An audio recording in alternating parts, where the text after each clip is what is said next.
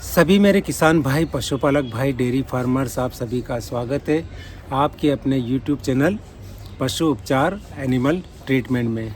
आज हम इस वीडियो में बात करेंगे वेटनरी यानी कि पशु चिकित्सा में होने वाले एक ऐसे बेहद बेकार और ख़तरनाक इंजेक्शन के बारे में जिसका बेधड़क अननेसेसरी अनुपयोगी उपयोग हो रहा है और इसको इतना उपयोग कर रहे हैं जो पैरावेट है, जो डॉक्टर्स हैं, जो पशु चिकित्सक है, जो गौ सेवक है, जो मैत्री लोग हैं, उस इंजेक्शन की हिस्ट्री के बारे में जानते नहीं है और न ये इंजेक्शन कैसे काम करता है इसके बारे में भी उनको इतना नहीं पता, फिर भी इसका उपयोग कर रहे हैं और इससे पशुओं की मौत बहुत ज़्यादा हो रही है। और पशु जो है यदि कोई ज़्यादा क्रोनिक केस है और बीमार है तो वो पशु खड़ा भी नहीं हो पाता इस इंजेक्शन की लगाने के बाद, और खड़ा नहीं होने की वजह से डाउनर काउ सिंड्रोम्स जिसको बोला जाता है उस कंडीशन में पशु पहुंच जाता है और उसके बाद उसकी मृत्यु भी बैठे बैठे वहीं हो जाती है। तो ऐसा वेटनरी का कौन सा ऐसा इंजेक्शन है जिसके बारे में मैं बात कर रहा हूँ, वो ये इंजेक्शन है आइसोफ्लुपेरिडोन।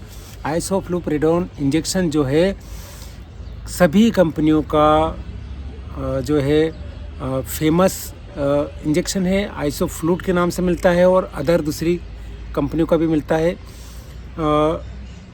ये 10 ml में आता है, आजकल 30 ml में भी इंजेक्शन आने लगा है और जो है इसके अंदर जो आता है 2 mg पर ml, यानी कि लार्ज एनिमल में जो इसका डोज बनता है वो वायल के हिसाब से उन्होंने कंपनी ने दिया 10 ml, और 10 ml अगर हम किसी भी पशु को लगाते हैं तो वो हो जाता है 20 mg, 20 mg, और 5 ml अगर हम लगाते हैं किसी भी लार्ज एनिमल में तो वो हो जाता है 10 mg। तो सबसे पहले ये इस इंजेक्शन के बारे में मैं बता देता हूँ थोड़ी डिटेल के। आइसोफ्लुपेरिडोन जो इंजेक्शन आखिर कंपनियों ने क्यों भारत में या इसको पूरे विश्व में लॉन्च किया है, इसके पीछे इसका कारण क्या है। आइसोफ्लुपेरिडोन जो है कंपनियों ने इसको क्यों लॉन्च करने का जो कारण है वो है इसका ट्रीटमेंट, कौन से इलाज में आखिर इस इंजेक्शन का उपयोग किया जाता है। लॉन्च करने का कारण है कीटोसिस।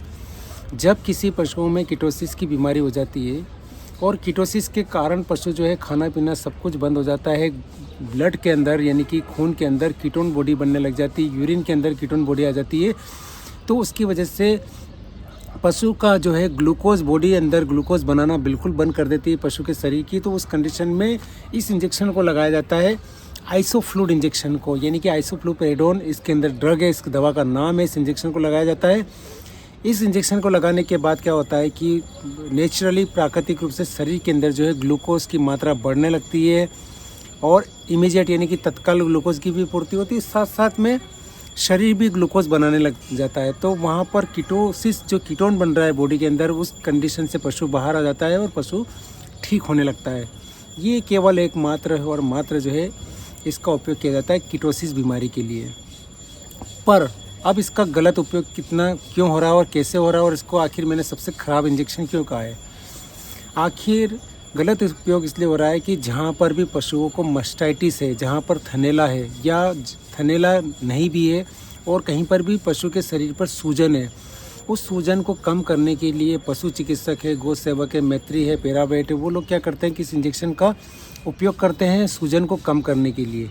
उनका 2 तर्क रहते हैं। पहला तर्क ये रहता है कि एक तो ये प्रेगनेंसी सेफ़ है 100%, ये गर्भावस्था में किसी प्रकार की कोई दिक्कत नहीं होगी।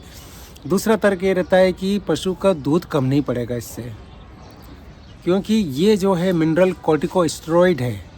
आइसोफ्लुपेरिडोन जो है मिनरल कॉर्टिकोस्टेरॉइड है और ये जो आप इस इंजेक्शन का जो उपयोग करते हैं बेधड़क ढंग से, ये पशु को आपको बहुत बीमार, इतना ज़्यादा बीमार को उसकी मौत का कारण भी आप सेल्फ बन जाते हैं जाने अनजाने में इस इंजेक्शन का इस्तेमाल करने से। तो कुछ लोग जो साथी लोग हैं वो पूछेंगे कि आखिर सर फिर हम क्या करें। मास्टाइटिस के केस के अंदर यदि आपको स्वेलिंग मिलती है तो सूजन को कम करने के लिए बहुत सारे जो चीज़ें आती है, ऑइंटमेंट आते हैं, उसको उपयोग कीजिए। NSAID यानी कि न्यूमोसाइड PCM का इस्तेमाल कीजिए। सेरापेप्टिडेज जो बोलस आती है उसका इस्तेमाल कीजिए। आजकल ऐसी कई बोलस आती है जिससे स्वेलिंग भी कम हो जाती है, तो उसका इस्तेमाल कीजिए। स्प्रे का इस्तेमाल कीजिए, तो उसकी वजह से भी आपकी स्वेलिंग जो है काफ़ी थन की कम हो जाएगी कहीं पर भी। अगर आपको उपयोगी करना है स्टेरॉइड का तो आप डेक्सामेथासोन का इस्तेमाल कर सकते हैं सूजन को कम करने के लिए। पर हाँ, प्रेगनेंसी सेफ़ नहीं है, सूजन को कम करने के लिए डेक्सामेथासोन का इस्तेमाल कर सकते हैं यदि प्रेग्नेंट पशु नहीं है, दूध नहीं दे रहा है, कम दे रहा है तो। बाकी सूजन को कम करने के लिए आइसोफ्लुपेरिडोन का इस्तेमाल बिल्कुल भी नहीं करें। आप समझिएगा कि कोई भी गाय या भैंस यदि उसके थन में सूजन है या शरीर पर कहीं पर भी सूजन है और आपने इंजेक्शन लगाया आइसोफ्लूट फर्स्ट डे उसको 10 ml, तो 10 ml आइसोफ्लूट लगाने के बाद क्या होगा कि शरीर में से पोटेशियम क्लोराइड यानी कि पोटेशियम जो है शरीर के अंदर 30% डाउन हो जाता है एकदम से पहले दिन के डोज से। जैसे आप आइसोफ्लूट लगाएंगे इंजेक्शन, तो क्या करेगा इंजेक्शन शरीर में जाने के बाद? सबसे पहले काम करेगा, सूजन तो बहुत बात की बात है उसकी दूर कम होना, पहले काम करेगा शरीर के अंदर पोटेशियम को कम कर देगा, पोटेशियम की डेफिशिएंसी को बनाएगा 30% तक। सेकंड काम करेगा इंटेस्टाइन यानी कि जीआई ट्रैक्ट जिसको बोला जाता है गेस्ट्रो इंटेस्टाइनल, वहाँ पर म्यूकस यानी कि उसकी म्यूकस की मात्रा को कम कर देगा, मसल स्मूथनेस को कम कर देगा। इससे क्या होगा कि पशु जो है खाना पीना एकदम से कम हो जाएगा, उसका डाइजेशन खराब होगा, गोबर बिल्कुल करना एकदम से कम कर देगा। आप देखिएगा कहीं पर भी आप इस इंजेक्शन का इस्तेमाल करके आए हैं तो वो ज़रूर पशु मालिक बताएंगे कि सर इसने खाना पीना और कम कर दिया है। और ऐसे केस भी देखे हैं मैंने कि मस्टाइटिस वाले केस में आइसोफ्लूट इंजेक्शन लगाने के बाद पशु जो है खड़ा भी नहीं हो पाता है। दूसरे दिन लोग क्या करते हैं कि फर्स्ट डे उनको लगता है कि मैंने, क्योंकि मस्टाइटिस या किसी भी प्रकार के ट्रीटमेंट में सूजन को कम करने के लिए पूरा कंप्लीट ट्रीटमेंट किया जाता है। वहाँ पर एंटीबायोटिक दी जाती है, निमोसिलाइड पैरासीटामोल या फिर मेलोक्सिकेम पैरासीटामोल या पायरोक्सिकेम, जो भी इंजेक्शन इस्तेमाल किए जाते हैं CPM वगैरह, तो वो ड्रग बहुत अच्छे से काम करती है और सूजन उससे कम हो जाती है। दूसरे दिन पशु चिकित्सक को लगता है कि ये मैंने लगाया इसको आइसोफ्लूट, और आइसोफ्लूट जो है प्रेगनेंसी सेफ़ है, दूध कम नहीं पड़ेगा। ज़्यादातर ब्याने के बाद की स्थिति में लोग आइसोफ्लूट का सबसे ज़्यादा इस्तेमाल करते हैं और गर्भावस्था में। तो वहाँ पर जब वो लोग ये इंजेक्शन लगा देते हैं तो क्या होता है, वहाँ पर इस इंजेक्शन को लगाने के बाद गोबर करना पशु एकदम से कम कर देगा। अगर उन्होंने सेकेंड डे फिर से आइसोफ्लूट इंजेक्शन लगाया तो 70% तक शरीर के अंदर से पोटेशियम चला जाएगा। और 70% यदि पोटेशियम चला गया तो अब इसके बाद क्या होगा? सेकेंड डोज लगने के बाद आइसोफ्लुपेरिडोन यानी कि आइसोफ्लूट या फिर किसी भी इस तरह के इंजेक्शन के बारे में बात कर रहा हूँ मैं। इससे क्या होगा कि शरीर की जो मसल्स है, स्केलेटल मसल्स को बोला जाता है, लिगामेंट्स है, वो वीक हो जाएंगे। पशु खड़ा भी नहीं हो पाएगा अपने पैरों पर और उसको खड़ा रहने में दिक्कत रहेगी। खड़ा भी रहेगा तो 2-3 घंटे बाद फिर से वो बैठ जाएगा। और ऐसे भी केस देखे हैं कि मस्टाइटिस वाले केस में अच्छी भली हेल्थ वाली गाय, और आपने भी देखे होंगे फील्ड में, इतने यंग पशु जो लगता भी नहीं कि किसी भी प्रकार से कमज़ोर है, ट्रीटमेंट देने के बाद वो पशु बैठ जाता है, खड़ा नहीं हो पाता है, गर्दन एक तरफ की तरफ झुका लेता है। ये इसकी पहचान है। यदि आप सेकेंड डोज तक चले गए हैं आइसोफ्लूट के, आइसोफ्लुपेरिडोन के, तो पशु जो है अपनी गर्दन को मोड़ लेगा और मोड़ने के एक तरफ बैठ जाएगा। आप चारा खिलाएंगे तो खाएगा, गोबर बहुत कम करेगा, पशु खड़ा नहीं हो पाएगा। इतनी सीरियस कंडीशन पशु की बन जाती है। सिर्फ आइसोफ्लुपेरिडोन बेहद बेकार और घातक इंजेक्शन है। इस इंजेक्शन का इस्तेमाल केवल कीटोसिस के इलाज में किया जाता है और कीटोसिस के इलाज में इसको केवल आपको 5 ml देना है, वो भी एक बार, और साथ में डेक्स्ट्रोज ट्रीटमेंट देना है कीटोसिस वाले केस के अंदर। यानी कि आप चाहे इंट्रालाइट चढ़ा दीजिए, चाहे वोक्ट्रोज चढ़ा दीजिए, तो आपका पशु जो है वो ठीक हो जाएगा। तो मैं बात कर रहा था कि आइसोफ्लुपेरिडोन इंजेक्शन जो है पशु में किस तरह से घातक है। पशु में इसलिए घातक है क्योंकि आपको लगाने से रिजल्ट तो बहुत बात की बात है, पशु खड़ा नहीं हो पाएगा, गोबर कम कर देगा, खाना पीना कम कर देगा, रूमन की जो मोबिलिटी है उसकी प्रोसेस को इतना स्लो कर देगा कि उसका चारा पाना एकदम से कम हो जाएगा।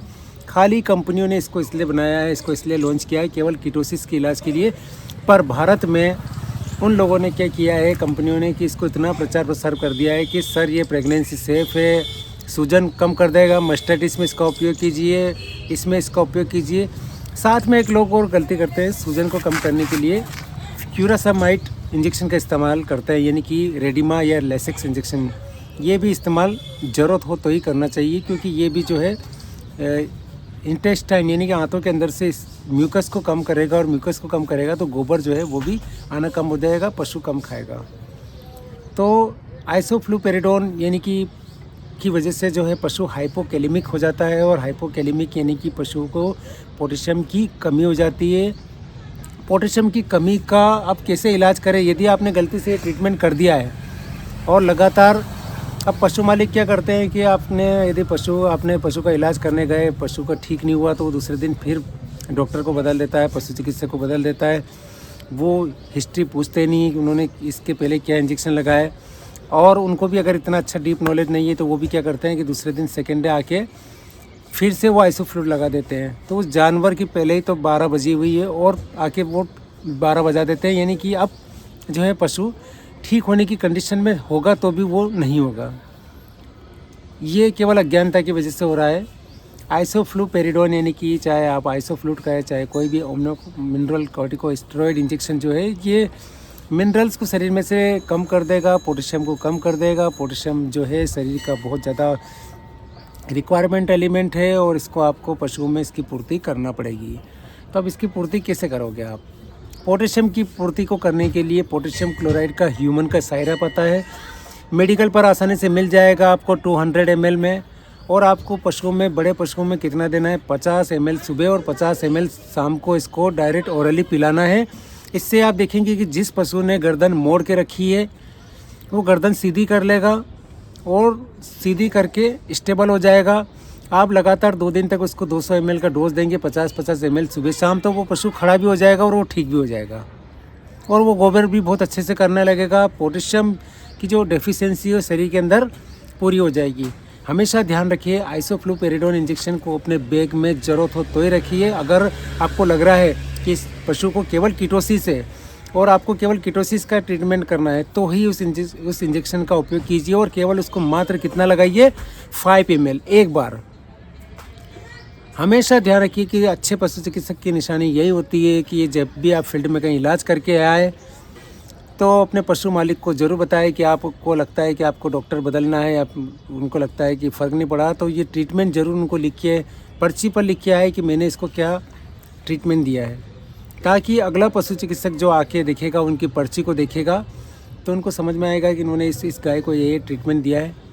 ट्रीटमेंट में कभी भी शर्माना नहीं चाहिए कि मैंने ऑक्सी दिया है, कि CPM दिया है, कि बेलामिल दिया है, कि लीवर एक्सट्रैक्ट दिया है, कोई भी दिया है, तो सामने वाला ये सोचेगा कि इसको इलाज करना नहीं आता, ऐसा सिंपल ट्रीटमेंट करके चला गया है। जो भी एक्चुअल स्थिति है अपने हमेशा पर्ची पर लिख के जाए, ताकि अगर वो पशु मालिक दूसरे पशु चिकित्सक को बुलाते भी है तो वहाँ पर क्या होगा कि उनको सही आइडिया लगेगा कि कैसे इलाज करना है। तो ये मैंने बताया आपको आइसोफ्लूपेरिडोन इंजेक्शन के बारे में। बेहद डेंजर और ख़तरनाक इंजेक्शन है, इसका उपयोग सोच समझ के करें। पशुओं की मृत्यु का कारण जो है हम स्वयं हैं इसके, और कोई दूसरा इसका कारण नहीं है, क्योंकि पशुओं में इसका उपयोग करना यानी कि बेहद बेकार और ख़तरनाक है। मास्टाइटिस और सूजन के लिए कतई इसका उपयोग न करें। वीडियो अच्छा लगे तो लाइक कीजिएगा, शेयर कीजिएगा, चैनल को ज़रूर सब्सक्राइब कीजिएगा। वीडियो अच्छा लगे तो कमेंट करके पूछिएगा, आपके मन में जो भी क्वेश्चन हो तो मैं इसके जवाब देने की पूरी कोशिश करूँगा। वीडियो देखने के लिए आप सभी का बहुत बहुत धन्यवाद।